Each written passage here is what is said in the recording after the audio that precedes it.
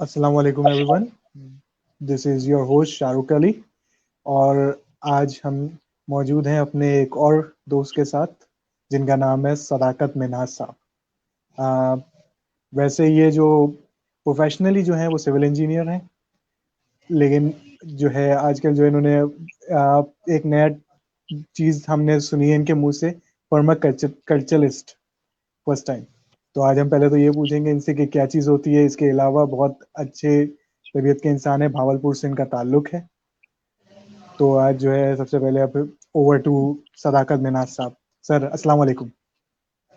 वालेकुम सलाम वरहमतुल्लाहि वबरकातुहू। मैं हूँ सर कैसे? सदाकत मिन्हाज जी। मेरा ताल्लुक बहावलपुर से है। इब्तदाई तालीम वहाँ से है, उसके बाद यूके से एक दो डिग्रीज़ हैं और प्रोफेशनली मैं सिविल इंजीनियर हूँ। बहुत शुक्रिया, आपने मुझे मदऊ किया, सवालात पूछना चाह रहे हैं जी। तो। अच्छा जी सर, जी तो इंटरव्यू प्लीज। शुरू करते हैं। हाँ, जी पहले तो जी सर मेरा एक बेसिक सा सवाल है कि सदाकत मिन्हाज कौन है। थोड़ा सा अपने बारे में जरा अगर बताएं। जी बिल्कुल। मैं एक सिविल इंजीनियर हूँ। मैंने डिफरेंट कंट्रीज़ में जॉब की है, मिडल ईस्ट में, यूके से क्वालिफिकेशन है, पाकिस्तान में भी जॉब्स करता रहा हूँ डिफरेंट डिपार्टमेंट्स में अगेन। तो अभी मेरा रुझान जो है पाकिस्तान से गुर्बत ख़त्म करने से भूख ख़त्म करने में लगा हुआ है। तो उसमें मैं फोकस करता हूँ। आपकी जो पाकिस्तान की 60 अराउंड अबाउट 70% पॉपुलेशन जो देहातों में रहती है और ज़राअत से वाबस्ता, आज वो बड़े पिसे हुए हैं, बुरे फंसे हुए हैं, इसमें गए हुए हैं कर्जों में। हम्म। तो उनकी फलाह बहबूद का सोचते हैं। मुझे ट्रेन में, बस में, वैन में कोई मिलता है तो मैं उसको बताता हूँ कि भाई आपका एकड़ है कि नहीं है, लेकिन आपके दोस्त का होगा, मे बी इन फ्यूचर आप ठेके पे करें या जरिए लैंड को परचेज करके ये काम करें, नहीं तो कम से कम इंफॉर्मेशन आगे आप इम्पार्ट कर सकते हैं। तो मैं लोगों को बताता हूँ, पकड़ पकड़ के बताता हूँ, इंटरव्यूज देता हूँ, अपनी वीडियोस भी छोटी छोटी डालता रहता हूँ। कुछ लोग उससे मोटिवेशन लेते हैं और कुछ नहीं भी लेते। बारह ये सिलसिला चल रहा है। तो this is I am that's Sadaqat really nice. जी। अच्छा सर, अगला सवाल, एक पर्मा कल्चर क्या चीज़ होती है? यानी मैंने आपके प्रोफाइल में ये चीज़ पढ़ी, एज अ लेमैन पूछ रहा हूँ, मुझे आइडिया नहीं है पर्मा कल्चर का। तो मैं एक सवाल अपनी ऑडियंस के लिए और खुद भी एक पूछना चाह रहा हूँ कि पर्मा कल्चर क्या चीज़ है। जी मैं भी एज ए लेमैन ही बताऊंगा। मैंने अपने आप को वहाँ लेबल किया हो परमाकल्चरिस्ट, ताकि मैं ये सीखूं। मैं तालिब इल्म हूँ। देखें, परमाकल्चर वो चीज़ है कि आप अपने कम से कम वसाइल, कम से कम पैसे, कम से कम वक्त, कम से कम मेहनत में ज़मीन से ज़्यादा फ़ायदा उठाएं कुदरती तरीके से। अच्छा, इसमें आप ज़मीन के भी मिनिमल रिसोर्सेज को इस्तेमाल कर रहे होंगे। आपने ज़्यादा पानी इस्तेमाल नहीं करना, आपने कम से कम उसको इंटरप्ट करना है, ये जो डिस्टर्ब करना है ज़मीन को, उसकी लेयर को। सबसे पहले इसमें ज़मीन को पालते हैं, यानी कि ज़मीन को उगाते हैं, मिट्टी को उगाते हैं, फिर पौधों और फसलों को उगाते हैं। तो ये एक छोटी सी तारीफ है इसकी, परमाकल्चर की। तो सर, ये पर्मा कल्चर जो है वो किसी भी ज़मीन पे हो सकता है या ज़्यादा उसके लिए कोई सूटेबल स्पेसिफिक? नहीं, कहीं भी हो सकता है। ज़्यादा सूटेबल है जहाँ पे ट्रेन हो, आपका एलिवेशन पहाड़ी इलाका है जैसे ढलवाने हैं, या बारानी इलाका जिसे कहते हैं। ये इसमें बारिश का पानी इस्तेमाल कर लेते हैं। इसमें ज़मीन से पानी कम से कम निकालते हैं। ट्रैक्टर कम से कम चलेगा, ना चले तो और भी अच्छा है। तो कुदरत के साथ चलते हैं, उससे हम आहंग होते हैं, कोऑर्डिनेट करते हैं उसके साथ, इकोसिस्टम को डेवलप करते हैं। तो ठीक है, मैदानी इलाकों में भी हो सकता है। तो यानी अगर बेसिक सिंध साइड है तो? जी, पूरे पाकिस्तान में कहीं भी हो सकता है। बड़े अच्छे मौके हैं इसके लिए। पाकिस्तान तो बड़ी प्यारी जगह है इन दिस कॉन्टेक्स्ट। एक वाकई जरिए मुल्क हकीकी मानों में बन सकता है, जो कि अभी तक नहीं है। मईशत, ज़राअत, सारा कुछ तबाह हो रहा है। मैं थोड़ा सा मेंशन करना चाहूँगा, आपके शायद स्कोप या क्वेश्चन से बाहर है वो चीज़, लेकिन मुझे बताना बड़ा ज़रूरी है कि हमें मट्टी में केमिस्ट्री नहीं चाहिए, हमें बायोलॉजी चाहिए। This is permaculture, this is पायदार कुदरती निज़ाम काश्तकारी। सही। इससे चीज़ें खुद नाइस। जिंदा हो जाती हैं। बिल्कुल ऐसा ही है।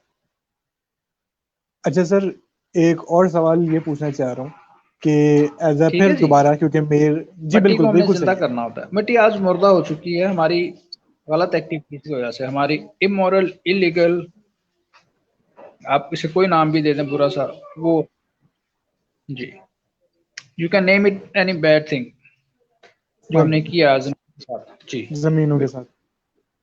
जी, इसी इसी वजह से गुर्बत होती है। देखें, एक से ज्यादा पहलू होते हैं। हम बरकत को, इन चीजों को, खैर को भूल गए हैं, हमें इसका अदराक नहीं रहा, हमारा यकीन नहीं रहा इस चीज पे। मेरे एक दोस्त ने इशारा किया इस चीज की तरफ पहली मरतबा कि जमीन की जो क्रस्ट है, ऊपर की तह 10 इंच की, वो उसमें बायोलॉजी है, वो एक हया, कुदरती हयात है। हम आग लगा के उसको जला देते हैं, हल चला के उसको खत्म कर देते हैं। हम क्या करते हैं, अल्लाह आपका भला करे, ये नमकियात डाल के, सॉल्ट्स है ना ये जो, देखिए मैं महकमा ज़राअत में मिला हूँ बहावलपुर परसों, तो उन्होंने मुझे बताया कि जी पौधे को तो नाइट्रोजन ही मिलती है यूरिया और डीएपी से, लेकिन जब मिट्टी के साथ कांटेक्ट करती हैं ये खादें, जो केमिकल खादें, तो उसकी बायोलॉजी को खत्म कर देती हैं, कुदरती हयात को खत्म कर देती, केंचुए को मार देती, माइक्रोब्स को मार देती। तो ये बैड प्रैक्टिस है, this is not good agriculture practice. तो हमें केमिस्ट्री नहीं चाहिए, केमिस्ट्री लैब में अच्छी लगती है, इंडस्ट्री में अच्छी लगती है, फैक्ट्रियों में। हमें ज़मीन के अंदर बायोलॉजी चाहिए, बॉटनी चाहिए, ताकि पौधा कुदरती माहौल में परवान चढ़े।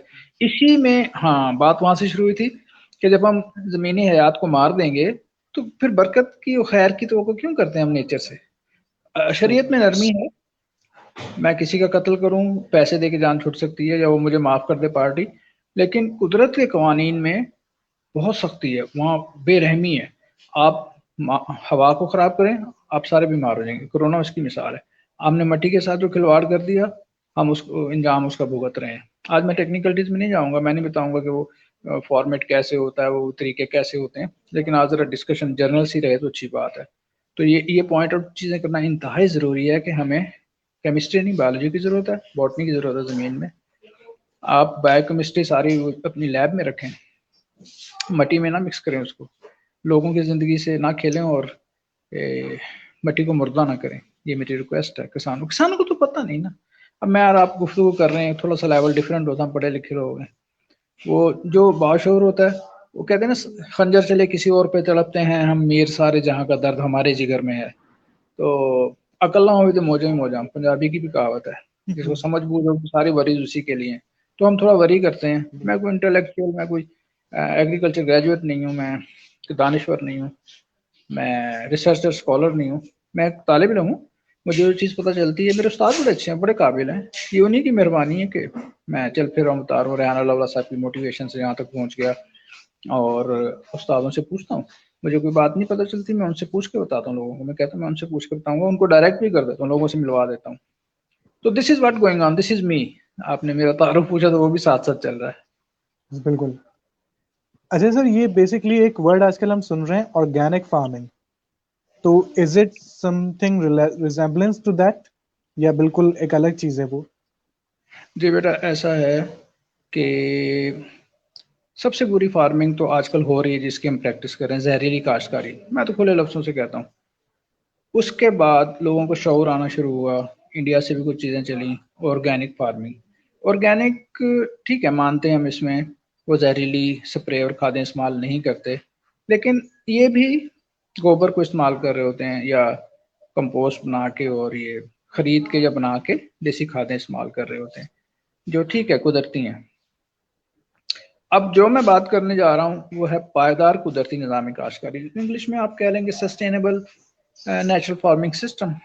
अभी किस्सा ये है कि ये ऑर्गेनिक से भी एक स्टेप आगे है, इसमें कोई खाद नहीं डालनी होती। मैं आपको बताता हूँ, इसके 4 इंग्रेडिएंट्स हैं। मिट्टी तो है, बीज भी होगा, आपने पानी लगाना है, चौथी और आखिरी चीज़ है मल्चिंग। मल्चिंग का मतलब है ज़मीन को नंगा नहीं छोड़ना, किसी भी ऑर्गेनिक मटेरियल से उसको ढांप के रखना है। और इसके आगे सारी साइंस हो जाती है। तो दीज आर द थिंग्स। रोशनी है, रोशनी के लिए हमें कुछ नहीं करना, वो तो पड़ ही रही है, सूरज की रोशनी मिल रही है रोजाना। तो आपको बीज मिट्टी में डालना है, थोड़ा सा पानी लगाना है, दैट इज इट, आपका काम चल पड़ता है। फाइन। तो अच्छा ये सर, स्टेप आगे है। ऑर्गेनिक से एक स्टेप आगे है, ऑर्गेनिक थोड़े पीछे रहेगी। जी जी पीछे रहेगी। पूछिए। जी, मैं बेसिकली फिर अगेन एज अ लेमैन, क्योंकि this is not my subject, तो मैं एक इंटरेस्ट शो करते हुए आपको यही बताना चाह रहा हूँ कि फॉर इंस्टेंस मेरे पास 1 एकड़ एक लैंड मौजूद है पाकिस्तान के अंदर, तो उस पे मैं जाके ये स्टार्ट कर सकता हूँ बिल्कुल।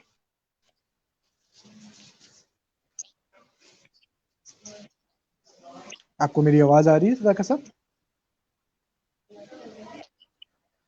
सदाकत साहब, आपको मेरी आवाज आ रही है?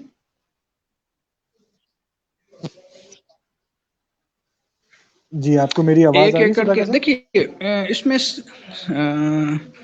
मैं क्या कहूँगा इसको, स्केल, इसमें स्केलेबिलिटी है।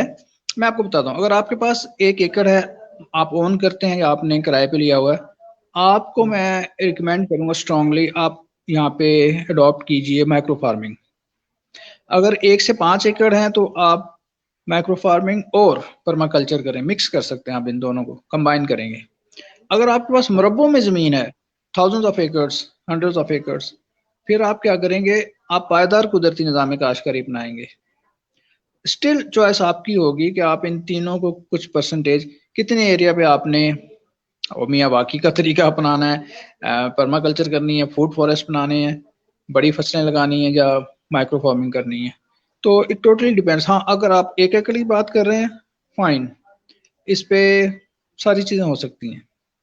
इसके आप फर्दर यूनिट्स में डिवाइड कर लेंगे आप ना, पौने मरले का, आप पौने मरले के छोटे छोटे स्केल्स बनाएंगे। किसी में वेजिटेबल्स होंगी, फ्रूट्स होंगे, और चारा उगाते हैं आप, वो रोटेशन में आ जाता है। स्क्वायर 1 से शुरू करते हैं, 8वें पे आते हैं, तो फिर पहले इस तरह रोटेशन चलती रहती है। वो मॉडल्स हैं, उसके डिफरेंट लेआउट्स हैं। अच्छा, जी बेसिकली सर, जैसे आजकल आपको बहुत अच्छे से पता है कि हमारे मुल्क में जॉब्स बहुत कम हैं भी, तो वो हमारे जो लोग हैं वो उस तक नहीं अप्रोच कर पाते। तो काफ़ी ऐसे लोग हैं जिनको मैं पर्सनली भी जानता हूँ, जो आप भी जानते होंगे, कि अगर हम उनको एग्रीकल्चर की तरफ लेकर आए तो इसमें कुछ पैसे हैं उनके लिए, कि कुछ पैसे बनेंगे, या वो ऐसे ही सिर्फ करके एक्सपेरिमेंट करेंगे और कुछ भी ना बने, कि वो बोले जी हम दो दो पैसे जॉब के लिए कमा लेते। अच्छी, आपका सवाल अच्छा। मैं देखें, हमने बचपन से कहावत सुनी है, और ये रियलिटी भी है, कि नौकरी सबसे कम दर्जा होता है। मैंने भी पढ़ा लिखा और पट से नौकरी कर ली, नशा भी लग जाता है। मैंने 6 साल की जॉब भी की है, मैंने 3 लाख रुपए की जॉब की है। तो आप एडजस्ट हो जाते हैं उसमें ना। उससे ऊपर होता है बिजनेस, और सबसे ऊपर होती है खेती बाड़ी। खेती बाड़ी में बिजनेस भी है आपकी, आप अपने मालिक, अपने बॉस आप खुद भी हैं, फ्रीडम भी है, मुश्किल भी है। बल्कि मैं मोटिवेटर नहीं हूँ। अगर लोग मोटिवेशन लेते हैं तो वेल एंड गुड। जहाँ पे मैं जरूर मोटिवेट करना चाहूंगा यंगस्टर्स को, कि सबसे पहले तो वो अपनी शर्म खत्म करेंगे। जी ये शायद कमी कमीनों का काम है। हमारे बदकिस्मती से हमारे मुआशरे में सिंध है या पंजाब है, वो छोटे काम करने वालों को, प्रोफेशन को उनकी जात बना देते हैं, मोची, तेली, नाई, बिल्कुल सही है। किसान, हारी। तो दिस इज समथिंग में ऐसा कुछ नहीं है, वन थिंग। सेकेंडली ये कि वो फिर थोड़ा सा पढ़ लिख के बाहर जाना चाहते हैं, इस्लामाबाद में सेटल होते हैं, वहां से वेस्टर्न वर्ल्ड में चले जाते हैं। मैं वहां से घूम फिर के वापस आया हूँ। तो मैं खैर इम्पोज नहीं करता हूँ लोगों पे, लेकिन मैं रिक्वेस्ट करता हूँ, मैं बताना चाहता हूँ कि हमारा मुल्क बहुत अच्छा है, काश्तकारी बड़ी जबरदस्त चीज है। आज मुझे वैगन में बच्चा मिला, वो किसी से बात कर रहा था फोन पे कि 4 एकड़ है उसको, मुसीबत में फंसा। मैंने कहा मेरी उससे बात करो। एनीवेज उसने, फिर मैं उतरना था मुझे, तो मैं जल्दी में उसको, उसका व्हाट्सएप ले लिया कि मैं आपको इसमें आपको बता दूंगा, जो मेरे पास इंफॉर्मेशन मैं आपको दूंगा, इंशाल्लाह आपका दोस्त फायदे में आ जाएगा। तो मैं इनकरेज करता हूँ कि यंगस्टर इसमें आए, इसको सीखें, पढ़ें। देखें, अब स्कूलों में भी होना चाहिए, वहाँ पे इनको प्रैक्टिकली काश्तकारी, शजरकारी और ये सारी चीज़ें सिखाई जानी चाहिए। इसका थ्योरेटिकल नॉलेज तो हो उनको, इन प्रैक्टिस वो जानते हो, बच्चे उन्हें उगाना आता हो। यस, आपके सवाल का जवाब है कि yes there is money in it. लोग छोड़ना चाह रहे हैं कि काश्तकारी में कुछ भी नहीं रखा, लेकिन मैं कहता हूँ कि इसमें सब कुछ है, आपकी रोजी रोटी है। और इसको खाने को काश्तकारी से अलग ना समझें, काश्तकारी को खाने से अलग ना समझें, उसको जहरीला ना करें। जैसे हमने खुद खाना होता है, इतना प्योर औरों के लिए भी हो। तो इकोनॉमिकली या फाइनेंशियली आपका सवाल ये था कि आया उनको कुछ इसमें मिलेगा। इस it is not an experiment. People are doing it on ground. ये पाकिस्तान में आज से नहीं, बड़े अरसे से हो रहा है और सक्सेसफुली दिस इज हैपनिंग। हाँ, मेरे साझा कराम, मुझे नहीं पता उनकी कोई तरतीब होगी, लेकिन मैं यहाँ पे थोड़ी सी गुस्ताखी कर लेता हूँ बेअदबी भी, कि मैं इसको जल्दी फैलाना चाहता हूँ। मैं कहता हूँ 2023 के आखिर में पूरा पाकिस्तान इसके नीचे आ जाए। क्यों? कि ये मिनिमल रिसोर्सेज से मिनिमल, बल्कि it leads to zero budget organic farming, कि आपकी फार्मिंग फ्री होती है। आज की शाम फंसा हुआ है। हम चलो, मैंने रेहान अल्लाह साहब के कहने के हिसाब से मिनिमल वो रखा है, एक मिनिमम अमाउंट रखी है कि 50,000 रुपये महीना एक काश्तकार को मिलना चाहिए उसके 1 एकड़ से। तो लोग कहते हैं ये कैसे होगा, हम तो वहाँ नुकसान उठा रहे हैं। ये तो बहुत छोटी अमाउंट है। आज लेसन को बनाया है उन्होंने, पाकिस्तान एग्रीकल्चर रिसर्च काउंसिल ने, NARG1 करके उसका नाम है। तो वो बड़ा सारा होता है, उसका काफी वेट है। और 1 एकड़ से हम पहले 6 लाख सुनते थे, 8, अब तो 30-30 लाख की बात हो रही है।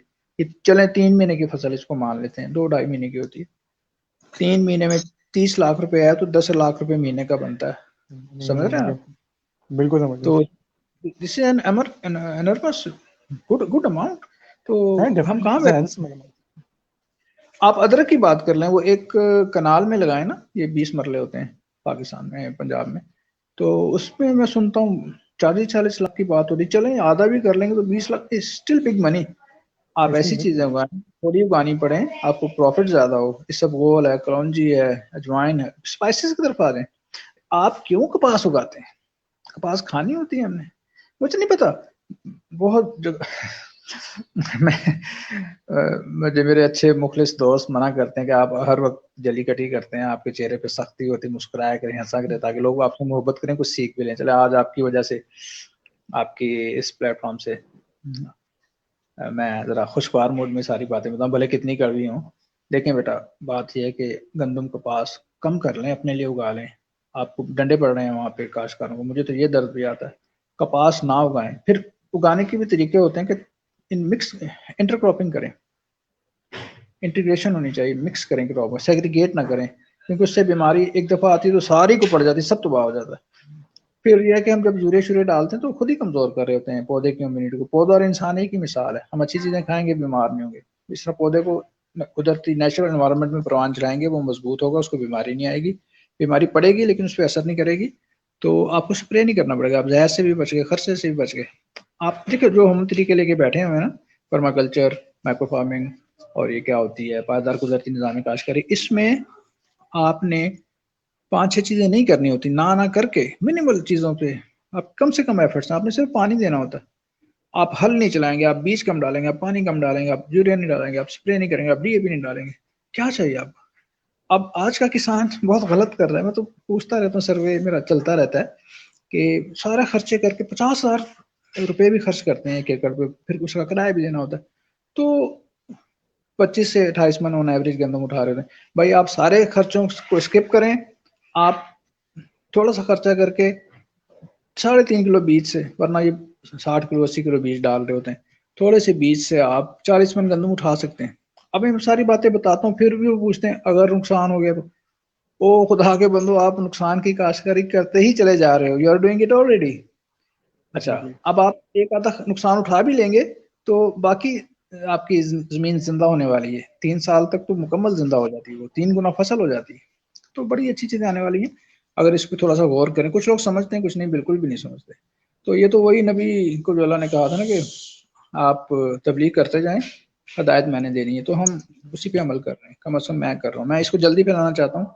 मेरे टीचर्स की कुछ स्ट्रेटजी है, वो कुछ करना चाह रहे थे, लेकिन अब उन्होंने अप्रिशिएट करना शुरू कर दिया है, दुआ भी दे रहे हैं, इनकरेज भी कर रहे हैं, ठीक है जी आप अच्छा काम करें, लगे हुए हैं, लगे रहें। आप कुछ पूछना चाह रहे थे? सर, मैं ये पूछना चाह रहा था कि बेसिकली जो मेरा और आपका मकसद है वो कहीं आके एक लाइन अप एक ही जगह पे आ रहा है। वो ये है कि पॉवर्टी का खात्मा करना है पाकिस्तान से। तो अब मैं ये चाह रहा था कि थोड़ा सा प्रैक्टिकल सवाल जी ये बिल्कुल। पूछूं कि मैं एक लैंड लेने जा रहा हूँ, सही है, तो मुझे एज अ ले मैन कितना शुरू में इन्वेस्टमेंट करनी होगी उसकी? एक बेंचमार्क रख लेते हैं, बेंचमार्क इज 1 एकड़, ताकि हम उस पर ज्यादा फिर उसी से 5 एकड़ भी 100 एकड़ भी हम बना सकते हैं। तो मेरे पास इन्वेस्टमेंट माइंड क्या होना चाहिए कि मैं शुरू में क्या लगाऊंगा, कितने महीने मुझे जो है वो उस पे मेहनत करनी है, उसके बाद मुझे क्या आएगा, एक फाइनेंशियल मैं वो बनाना चाह रहा हूँ खुद ही, कि आपके हम दोनों मिलके एक इसी इंटरव्यू के दौरान अगर कुछ बना सके बेंचमार्क पे। अच्छा, काश मैं इसमें अच्छा होता। मैं इसमें बड़ा वीक हूँ, मैं सबसे पहले एडमिट कर लूँ। मुझे खुशी हो, मैं बल्कि प्राउड हूँ इस चीज़ पे कि मैं अपनी गलतियाँ कोताहियाँ कम इल्मी मान लेता हूँ। देखिए, मुझे तो ये भी नहीं पता कि रबी की फसलें कौन सी होती हैं, खरीफ की कौन सी। Believe me, honest to god, मुझे ये पता है कि ये तरीका अच्छा है। इस तरीके से आप कुछ भी फसल उगाएंगे, कोई भी पौधा उगाएंगे, रबी की खरीफ की, देयर विल बी सक्सेस। ठीक हो गया जी। तो आपके सवाल का ऑनेस्ट आंसर तो यही है। This is the honest answer to your question कि मुझे इन चीज़ों का नहीं पता। चले, मैं मोटी मोटी बात, अनशन मारना बुरा होता है, चले फिर भी मैं आपको बताना पसंद चाहूंगा। देखें, जो काश्तकार कर रहा है पहले से काश्तकारी, उसे पूरा पता है मैंने कितना खर्चा करना है। 15 से 50 हज़ार रुपया फालतू जाया कर रहे होते हैं। इससे 1/3 से वो स्टार्ट कर सकता है। जो इस तरीके को अडॉप्ट करेगा ना, 1/3 उसका खर्चा आएगा। पहले तो खर्चे कम हो गए। अच्छा, ये खर्चा फिर कम से कम होते चले जाना है।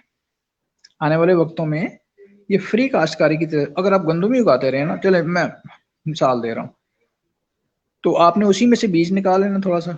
आपको 3-4 हज़ार रुपये का बीज नहीं खरीदना पड़ेगा ज़्यादा, क्योंकि हमारे तरीके में थोड़ा बीज लगता है, नपा तुला होता है सिस्टम सारा।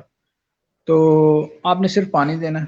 पानी अगर नहर का आ रहा है, अब आपके सारे खर्चे स्किप हो गए, और उसके बाद आपको फसल भी बड़ी अच्छी बिकेगी। क्यों? कि वो ऑर्गेनिक है, उसमें कोई जहरीली चीज़ नहीं है, नेचुरल है वो बिल्कुल। तो मैं इस तरह की मोटी मोटी बातें बता सकता हूँ। इन डेप्थ एग्जैक्टली के लिए 26 हज़ार रुपये लगा के आपको 75 हज़ार मिल जाएंगे, ये मैं नहीं बता सकता। क्यों? कि कुछ चीज़ें वेरी करती हैं इलाके के हिसाब से, किधर क्या मिल रहा है। डीएपी यूरिया तो ये तो हमने डालनी नहीं, ये तो मेरी किताबों में नहीं है हमारी। हमने इसी से जान बचानी है। केमिस्ट्री को निकालना है, बायोलॉजी डालनी। बायोलॉजी तो ये तो निज़ाम फिर अल्लाह का, वो खुद चलता रहता है। हमने सिर्फ वॉच करना है फिर। लेकिन ज़मीन में हल भी चलेगा, गोडी भी होगी। वो जो केंचुआ होता है ना, वो अल्लाह ने बनाया हमारे लिए, वो टूल है एक। और जो हम मुर्गियां रखते हैं, देसी मुर्गियां, that is perfect farming tool. They keep bugs in check. वो इसको खाती हैं, हार्मफुल कीड़ों को हिसाब बराबर रखती हैं वहाँ पे। इकोसिस्टम डेवलप होता है। बड़ी जबरदस्त, बड़ी प्यारी चीजें। तो आपके सवाल का भी इकोनॉमिक्स का आपने, देखिए कॉमर्स की टर्मिनोलॉजी, मैं इसमें अकाउंट्स में भी बड़ा वीक हूँ।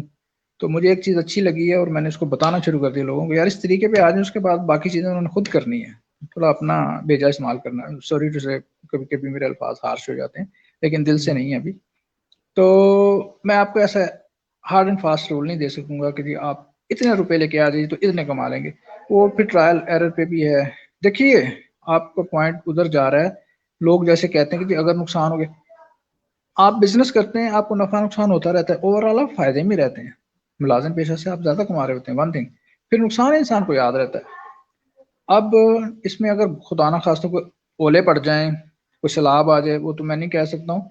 लेकिन चलें, सम रीजन नुकसान भी हो सकता है।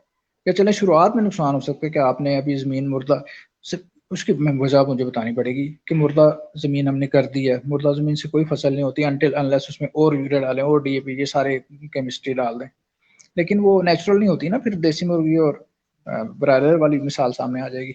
तो इस वजह से आपने इनको स्किप करना है, सारी चीज़ों को, इन सारे खर्चात को नेचर पे लेके आना है, उसे कम खर्च बनाना है।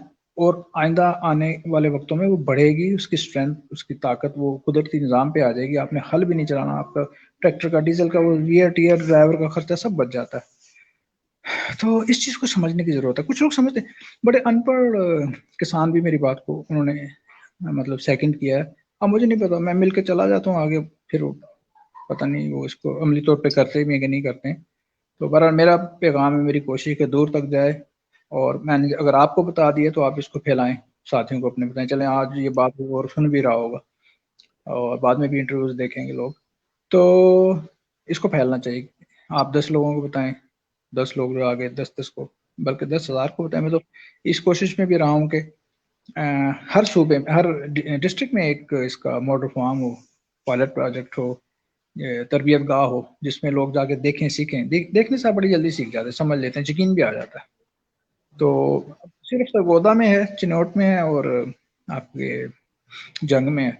तो ये जगह दूर हैं, सिंध वाला वहाँ नहीं जाना चाहेगा। तो मैंने एक लिस्ट तो बनाई है लोगों की, मैं उनसे रिक्वेस्ट कर रहा हूँ कि काइंडली आप तरबियत देना शुरू करें वहाँ से ना। अब इसमें थोड़ा सा रिस्क है कि उन्हें खुद पहले अच्छी खासी नॉलेज लेने की ज़रूरत है। ये मैं किसानों की बात कर रहा हूँ जो पहले से कर रहे हैं काश्तकारी, उनको इसको अच्छे तरीके से सीखना ताकि आगे ठीक बता सकें। तो ये थोड़ा सा इशू है, कहीं वो गलत बता दें लोग इससे मुतनफ़र भी हो सकते हैं, मतलब ये नाजुक मामला है, इट इज़ बिल्कुल। सेंसिटिव जी। अच्छा सर, एक मिथ है, मेरे एक दोस्त हैं जिन्होंने आई थिंक रोड ग्रास एक जगह पे लगाई थी। उनका 1 एकड़ की जमीन थी, उन्होंने उस पर रोड ग्रास लगाई, किसी ने उनको बताया। तो आफ्टर 3 या 4 मंथ्स वो उसकी कटाई होती है। तो जब मेरी उनसे बात हुई, मैंने कहा क्या रहा, यानी एक आइडिया बिजनेस के लिए पूछा, तो ही सेड कि 1 एकड़ पे तो मशीन तक नहीं आती, और अगर आप लेबर को कटाई कराते हैं तो वो पैसे जो आपने लगाए वो भी पूरे नहीं पड़ते। तो मुझे तो लॉस हुआ, मैंने सब खत्म कर दिया। तो इज इट अ मिथ, और ये इस तरह का है कि लेबर वो मशीनें आती ही नहीं 1 एकड़ पे? देखिए, ये वो इश्यूज हैं, थोड़े से इकोनॉमिकल हैं, थोड़े से सोशल हैं, ज़्यादा कारोबारी मकसद देखें ना। आपको जहाँ ज़्यादा आप गाड़ी चला के लेके जाएंगे, ट्रांसपोर्ट करेंगे, आपका डीजल ज़्यादा लग जाए, आपको वहाँ से किराया उजरत कम मिले, तो लॉजिकली नेचुरली मैं भी नहीं जाऊंगा वहाँ पे अपनी थ्रेशर को लेके काटने के लिए। तो आप देखें ना, आप लगाने जा रहे हैं कमर्शियल क्रॉप, बिग क्रॉप, आप लगा उसको 1 एकड़ पे रहे हैं। मैंने जैसे पहले आपको अगर याद हो इसी इंटरव्यू में मैंने कहा है कि वहाँ एक एकड़ है, माइक्रो फार्मिंग करें, उसमें बड़ी फसलें लगाए ना। मैं कपास लगाने से मना कर रहा हूँ, क्या जरूरत है, ये हम खाते नहीं, इसके बगैर गुजारा होता है। अब बेनजीर के ज़माने में कपास का वो रेट मिलता था जो एक्सपोर्ट अमाउंट होती थी ना डॉलर्स में, लोगों के जहन में वही है अब कपास उगाएंगे तो इतना रेट, उनको फिर रेट नहीं मिलता, वो कर्ज के तले दब जाते हैं। तो वो मिथ नहीं है, ये हकीकत भी है कि देखिए, चले मैं मकई की मिसाल देता हूँ, इस साल रेट लगा था 1400 रुपये मन, गवर्नमेंट की तरफ से किसान को देंगे। आड़ती ये खरीद रहे थे किसानों से 800-800 रुपये मन। किसान अब परेशान हो गए, इसने कहा चलो 800 तो आ रहा ले लें, हमने तो यूरिया वाले के भी पैसे देने, स्प्रे वाले के भी देने, इसका किराया भी देना है ज़मीन का। तो आप समझ रहे बात को। तो भाई मैं इसलिए कहता हूँ कि अल्लाह ताला ने इंसान को शऊर दिया, अकल दी है, उसको इस्तेमाल करें बेजे को, कि छोटी जगह पे छोटे काम करें, माइक्रो फार्मिंग करें, मिक्स करके फसलों को लगाएं। ठीक है, एक कनाल में सब्जी अगर लगी हो टिंडा, तो आप उसे खाते हैं, आप सैर हो जाते हैं, रज जाते हैं, आप उसे बेचते हैं, थक जाते हैं, आप लोगों में बांटते हैं, वो खत्म नहीं होता। ये काश्तकारों की मैं बात बता रहा हूँ जो मुझे बताते हैं। एक कैनाल में आप चारा उगाते हैं, एक गाय खा सकती, 1.5-2 गाय भी खा सकती हैं पूरा साल। तो इस तरह की चीजें करें।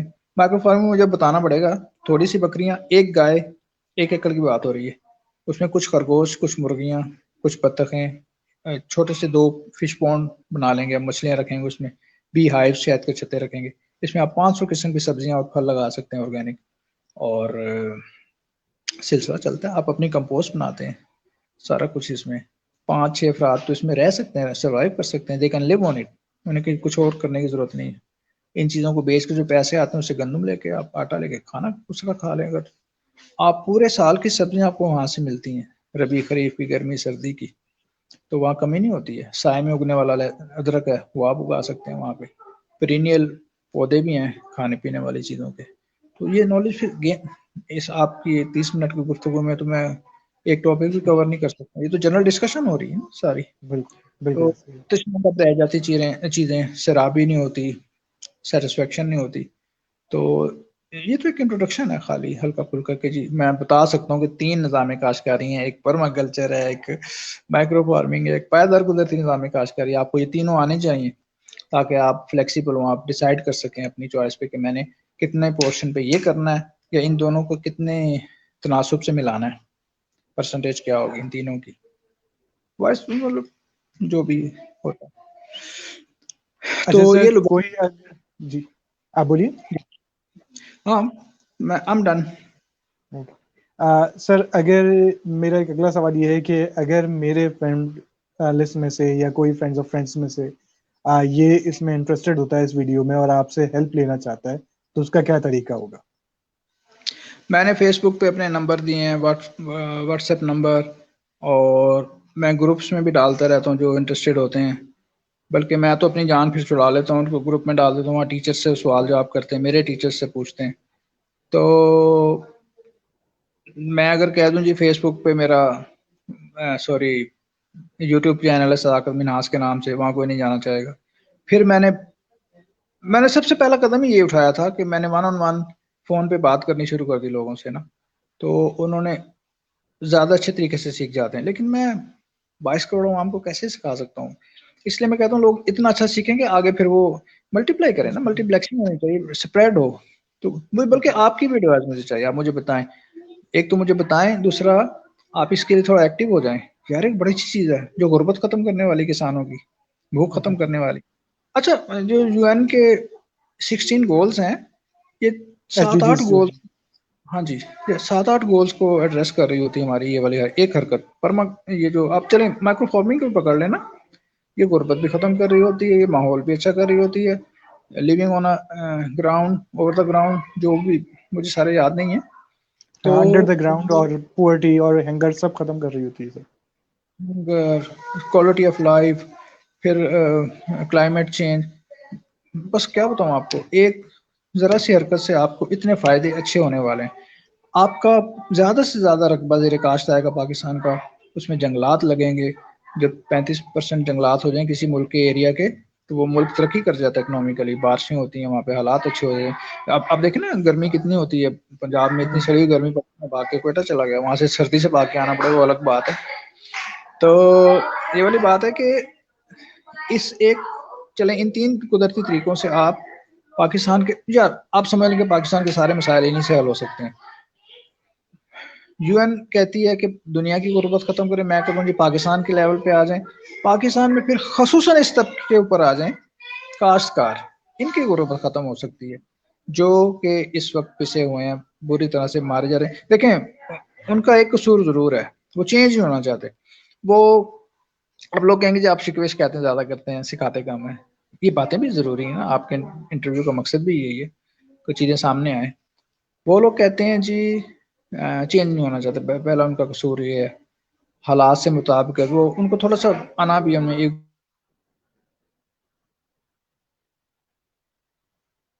चेंज मैनेजमेंट जो है वो एक पूरा एक अपने अंदर एक पूरा एक कोर्स है समझने के। हाँ, people resist the change definitely.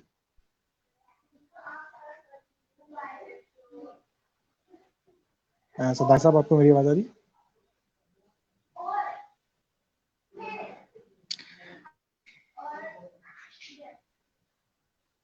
सदाकत साहब, आपको मेरी थोड़ी, आवाज आ रही है?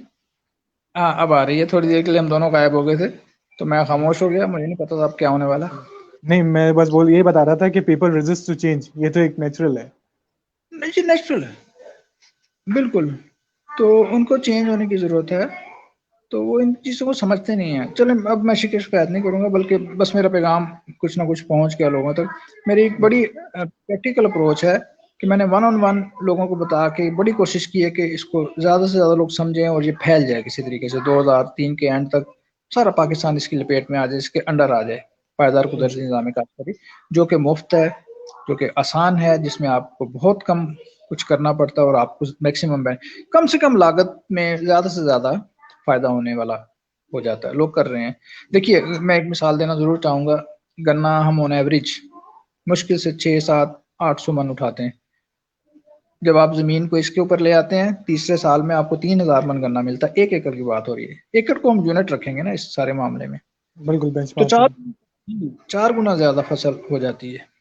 फिर इसमें हम हल नहीं चलाते, हम कमाद कहते हैं इसको, इसकी जो जड़ें होती है ना, मुड कहते हैं उसे, मोटी कमाद। तो ये परमानेंट होता है, आपने इसको सारी उम्र भी काट लें तो ये चलता रहता है, 10 साल तो मिनिमम है। आप इसे एक दफा काटते हैं, फिर होता है, फिर काटते हैं, तो it goes on, carry on होता रहता है, सो ऑन, चलता रहता है। तो इसमें ये परमानेंट क्योंकि पायदार है ना, इसमें परमानेंट रेज बेड्स बनाते हैं। अब मैं फिर थोड़ा सा उसमें आ जाऊंगा, फॉर्मेशन पे मैं नहीं आना चाह रहा हूँ, तो वो वक्त लेती है। 6 घंटे की गुफ्तगू है सर, तो अब बिल्कुल। 30 मिनट हम कर पाएंगे। तो दिस इज द थिंग, इसमें बहुत सारे पहलू हैं, यानी कि पाकिस्तान के बहुत सारे मसाइल का हल इस कुदरती पायदार निज़ाम काश्तकारी में है, और अनफॉर्चुनेटली मेरे अच्छे दोस्त भी हैं जरिए ग्रेजुएट्स, वो नहीं बताते इन चीज़ों को, उन्हें बताना चाहिए, उनकी बात में वजन है, लोग ज़्यादा सुनेंगे। मैं जरिए ग्रेजुएट नहीं हूँ, मैं फार्मर नहीं हूँ, मेरे फादर फोर फादर्स नहीं थे फार्मर, लेकिन मुझे एक चीज़ अच्छी पता चल गई। मैं इनके बानी से मिला हूँ जो पायनियर है पाकिस्तान में, आसिफ शरीफ साहब, बेनज़ीर के वो एडवाइज़र भी रहे हैं ज़राअत में, तो बड़ा अच्छा काम किया, बड़ी कदावर शख्सियत है। तो उनसे मैं आधे घंटे की गुफ्तगू में मैं इतना मुतासिर हुआ, मुझे बात समझ आ गई, मेरी तो दिमाग की बत्ती जल गई। तो मैं वहां से भाग पड़ा, फिर जैसे बंदर के हाथ में माचिस आते पूरे जंगल को आग लगाना चाहता, मैं भी इसका मरने से पहले फैलाना चाहता हूँ कि लोगों को पता चल जाए, फैल जाए। पायदार कुदरती निज़ाम, लोगों को नहीं पता था पिकनिक क्या है, एब्रीवेशन ऑफ पायदार कुदरती निज़ाम काश्तकारी। तो जब मैंने फेसबुक पे चुटकुले छोड़ने शुरू कर दिए कि आपको पता है पिकनिक क्या है, कईयों को नहीं पता था, कईयों ने कहा हमने सुना पहली दफा, ये होता क्या? मैंने कहा ये पायदार कुदरती निज़ाम काश्तकारी। अच्छा वो क्या होता है? फिर थोड़ा सा एक्सप्लेन कर दिया। तो लोग इससे भी बुरा मान रहे थे, आप सिखाते नहीं, पूरा बताते नहीं। अगर मैं कहूँ जी पायदार कुदरती निज़ाम काश्तकारी की मैंने वीडियो बनाई है, वहाँ पढ़िए देख लेंगे यूट्यूब पे, कोई भी नहीं जाएगा। नहीं, कोई तो फिर नहीं। मैंने फेसबुक पे छेड़ना शुरू कर दिया साइकोलॉजी। मैं खुद नहीं पढ़ना चाहूंगा, मैं 10 लाइनों की स्टेटस को नहीं पढ़ता हूँ, 3 वाला मैं जल्दी पढ़ लूंगा। तो मैंने भी एक दो 1 लाइनर 2 लाइनर 3 लाइनर मैंने भेजने शुरू कर दिए। तो उसका असर फीडबैक मिल गया मुझे, असरात आने शुरू हो गए, मनफी तनकीद की लोगों ने, लेकिन मुझे समझ आई कि असर तो हुआ है ना, हिलजुल हुई है, लोगों को अवेयरनेस होनी शुरू हो गई है। आखिर मेरे टीचर्स ने भी मुझे अप्रिशिएट किया कि हाँ ठीक है, आपने you are doing good, carry on. आशीर्वाद मिल गया, अब हम लगे हुए हैं। तो बिल्कुल। ये मैं इसको सदका जारी समझता हूँ, एक दीन की तबलीग है, पैरेलल एग्जैक्टली उतनी अहमियत की ये ज़राअत की तबलीग है, जिससे आप किसानों को खुदकुशी से बचा रहे हैं। इंडिया में तो लाखों लोग खुदकुशी कर गए, आप खुदकुशी से बचा रहे हैं, भूख से निकाल रहे हैं और गुर्बत से निकाल रहे हैं। तो रेहान अल्लाह साहब का भी मिशन है ये, वो भी आगे बिल्कुल। चल रहा है। और बीइंग ह्यूमन, सबसे पहले ह्यूमैनिटी है, फिर मुसलमान होना है, फिर पाकिस्तानी होना है, फिर कुछ और होगा। तो बिल्कुल। Overall it is for the human beings, पूरी दुनिया, हम तो कहते पूरी दुनिया में ये निज़ाम चले, अल्लाह करे, आमीन। अल्लाह करे, आमीन। खैर बात में बहुत सारी, अब आपका 37 मिनट्स इज ऑलरेडी। नहीं, नहीं, नहीं, कोई नहीं।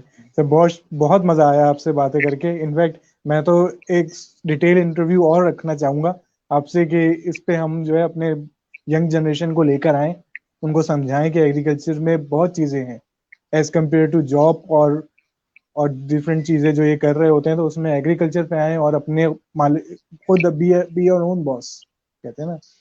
और पैसा भी है जब आपने बताया, तो बिल्कुल इंशाल्लाह ताला टच में रहेंगे। इनफैक्ट मैं अपने ऑडियंस को भी यही बोलूंगा कि कोई भी अगर हो, मैं आपकी प्रोफाइल शेयर कर रहा हूँ डिस्क्रिप्शन में, कि अगर किसी को कुछ समझना हो तो प्लीज़ आपसे रब्ता करें, वरना आपका यूट्यूब चैनल तो है, वहां पर जाके बिल्कुल देखें, आपसे रब्ता करें, आपका नंबर भी मौजूद है।